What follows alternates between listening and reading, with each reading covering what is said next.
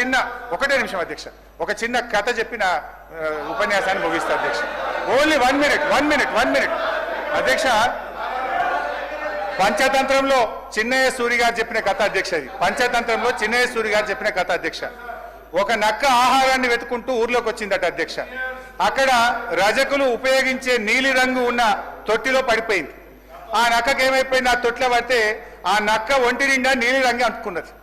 ఆ నీలి రంగు అంటుకున్న తర్వాత అది మళ్ళీ అడవిలోకి పోయింది. ఇదేదో కొత్త జంతువు అనుకొని అడవిలో ఉన్న జంతువులన్నీ భయపడ్డాయట అధ్యక్ష.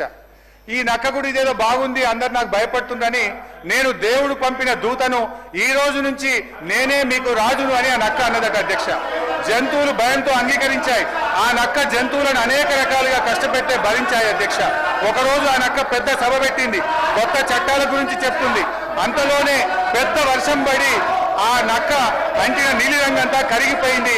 నక్క నిజస్వరూపం బయటపడ్డది. మాయ మాటలతో మారువేషాలతో పెట్టే భ్రమలు ఎక్కువ కాలంలో నిలవదు అన్నది ఆ యొక్క నీతి సూత్రం అధ్యక్ష. వీళ్ళ మాయ మాటలు కూడా ఎక్కువ కాలం నిలువవు. వీళ్ళ మాటలు, వీళ్ళ యొక్క నీతి ఈ రాష్ట్ర ప్రజలకు అర్థమైపోయింది.